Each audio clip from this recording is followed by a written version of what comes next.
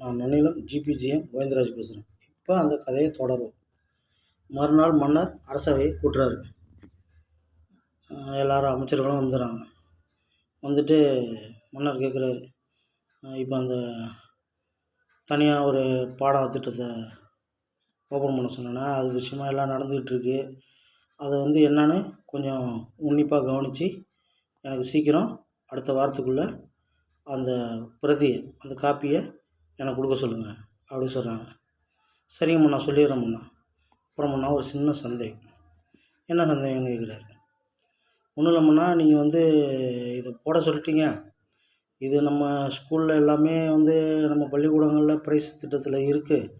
ஏன் இதை இப்படி தனியாக பிரிக்கிறீங்கன்னு தெரியல. அது பாட்டுக்கும் எல்லாருமே படிக்கிறவங்க அது ஃபுல்லாக படித்து அதை கருத்தை ஃபுல்லாக தெரிஞ்சுக்கிறவங்க இருக்கிறாங்க, நிறைய பேர் இருக்கிறாங்க. அதுக்காக அது மாதிரி இப்போ நம்ம நாட்டில் நிறையா பேர் தெரிஞ்சவங்களும் இருக்கிறாங்க. நீங்கள் ஏன் இப்படி அதை ஒரு தனியாக பிரிக்கணும்னு நினைக்கிறீங்க அப்படின்னு கேட்குறாரு. இல்லை, அது திருக்குறளை நம்ம ஒரு மனித வாழ்வியல் பாடநூலாக நம்ம அதுக்கு தலைப்பு கொடுத்து அதை பிரிப்போம். நீங்கள் அவங்கள்ட்ட சொல்லிவிடுங்க, அந்த சான்றோர்கள்ட்ட, அதாவது பண்டிதர்கள்ட்ட, இது மனித வாழ்வியல் பாடநூல் அப்படின்னு ஒரு கொண்டு வந்துருங்க. அதை அப்படி கொண்டு அதுக்கப்புறம் இந்த திருக்குறளை ஃபுல்லாக எழுத சொல்லுங்கள். அதேமாரி நம்ம இந்த திருவள்ளுவருக்கு ஒரு பட்டமும் கொடுப்போம். உலக மனிதநல வாழ்வியல் ஆசிரியர் அப்படின்னு ஒரு பட்டத்தை கொடுப்போம். உலக மனிதநல வாழ்வியல் ஆசிரியர் அப்படின்ற ஒரு பட்டத்தையும் கொடுத்து அதுக்கு கீழே திருவள்ளுவர்னு எழுதுங்க. ஏன்னு கேட்டால் இது நம்ம பிரெயின்குள்ளே இருக்க வேண்டிய விஷயம். ஒருத்தன் செத்தார் பாட என்னத்தை கொண்டு போகணும்னு கேட்குறோம்ல, கண்டிப்பாக திருக்குறள் அவன் பிரெயினில் இருக்கணும். பிற்காலத்தில் இப்போ நம்ம முன்னோர்கள்லாம் பார்த்திங்கன்னா ஒவ்வொருக்கும் நம்ம சமாதி பீடம் கட்டி பல கெமிக்கல்லாம் ஊற்றி, அதாவது இதெல்லாம் ஊற்றி இன்றைக்கும் எங்கள் தாத்தாவோட தாத்தா எல்லாம் வச்சுருக்குறோம்.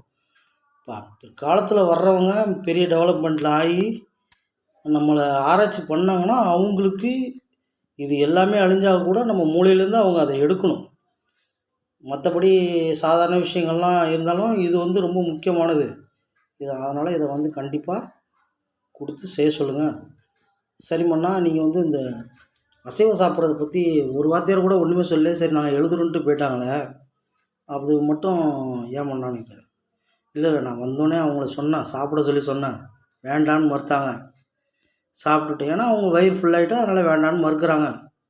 அதனால் அவங்களுக்கு தெரியும், ஏன்னா எல்லாம் நம்மளை விட அதிகம் படித்தவங்க, பண்டிதர்கள், ப்ரொஃபஸரில் உள்ளவங்களாம் அப்புறம் அந்தளவுக்கு படிச்சிருப்பாங்க. அதனால் அதுக்கு தகுந்த மாதிரி குழந்தைங்களுக்கு தகுந்த மாதிரி கண்டிப்பாக அவங்க எழுதி எடுத்துகிட்டு வருவாங்க. அப்படி அவங்களுக்கு ஏதாவது ஒரு குறளில் டவுட் இது ஒத்தே வரலாம் அண்ணா அப்படின்னு சொன்னால் அதுக்கான விளக்கத்தை நம்ம எல்லோரும் கூடி ஒரு கருத்தை காட்டாக கொடுப்போம். ஆனால் அவங்க கொடுத்துருவாங்க, எனக்கு நம்பிக்கை இருக்குது. சரிம்மா, ஏன் 15 ஆண்கள் 15 பெண்கள்னு கொடுக்குறீங்க, ஒருத்தர்கிட்ட கொடுத்துடக்கூடாதா? இல்லை, முதல்ல கல்வியாளர்கள் ஒன்று சேர்ந்து ஒரு கருத்தை கொண்டு வந்தாங்கன்னா அதிலிருந்து ஒற்றுமை வரும். அப்போ தான் படிக்கிற குழந்தைங்களுக்கும் ஒற்றுமை வரும். ஏன்னா ஒவ்வொருத்தர் ஒவ்வொரு மாதிரியான சிந்தனைகளையும் கருத்துக்களையும் சொல்லுவாங்க.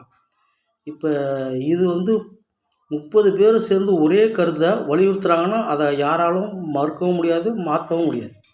அதனால தான் நான் அப்படி கொடுத்துருக்குறேன். வரட்டும், அவங்க ரிசல்ட் என்ன வருதோ வரட்டும், அது பிரகாரம் நம்ம முடிவெடுப்போம் அப்படின்னு சொல்கிறாரு. அடுத்தது, சரி நாளைக்கு நாம் கொஞ்சம் காட்டு பக்கம் போவோம் வேட்டையாட, அதுக்கான ஏற்பாடுகளை செய்யுங்க. இது ஒரு வாரத்துக்குள்ளே இதை ரெடி பண்ண சொல்லுங்க அப்படின்னு சொல்கிறார்.